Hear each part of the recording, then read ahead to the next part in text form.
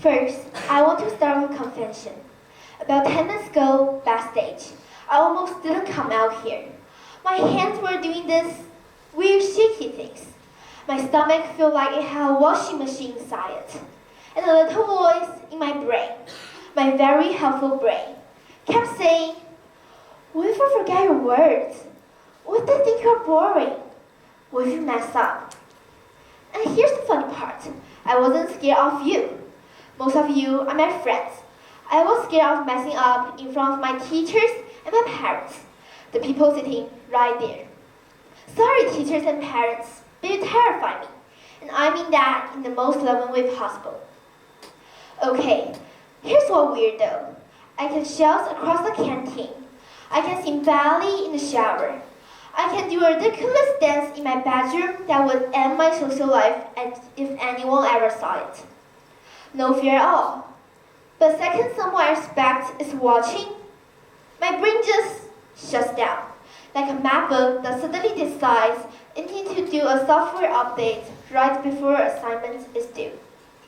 I thought it was just me, so I started looking into it. And what I find kind of blew my mind. Psychologists have a name for this. They call it evaluation anxiety.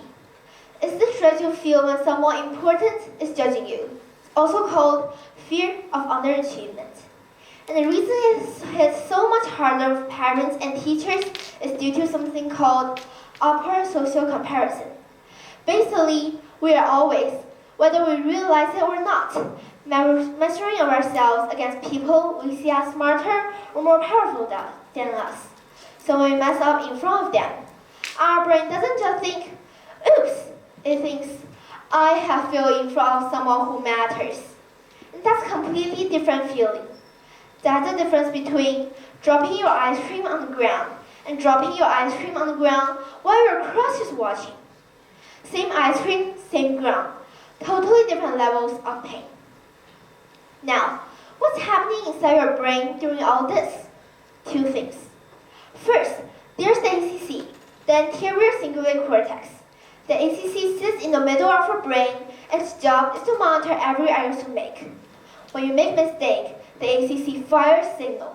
In normal situation, the signal is small, just a quiet alert that helps you correct yourself and move on. But when you are being watched by someone important, the ACC doesn't stay quiet. It will send a much stronger signal to the second part, the amygdala. The amygdala controls your fear and stress response. When it receives the signal from the ACC, it triggers what scientists call fight or flight response, and which will release a hormone called cortisol into your body. Cortisol is the reason our ancestors could outrun tigers. It floods our body, speeds up our hearts, and shuts down every part of our brain that isn't about survival. Great for running from tigers, not so great for answering math questions. So what can we do about it? First, add one word to vocabulary. Yet. Dr. Carl Dweck from Stanford University explained in a simple idea. I can do this versus I can't do this yet. Small words, big difference. Students who think this way are 3 times more likely to keep trying hard tasks. It's like putting their brain on do not disturb, so they will stay calmer when they make mistakes. Next, practice in safe spaces. If answering a question in class feels like jumping into the ocean, don't start there. Start in the shallow end. Practice with a friend or read your essay to your pets. Pets are brilliant listeners and they have 0 opinions about grammar. Lastly, say your fear out loud. Fear is like a balloon inside your head. It feels enormous. But the moment you open your mouth and let it out,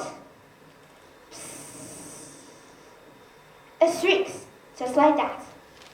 So look, the fear of messing up in front of the people we love, it's real. It's in our psychology, our brain chemistry, also our sweaty palms.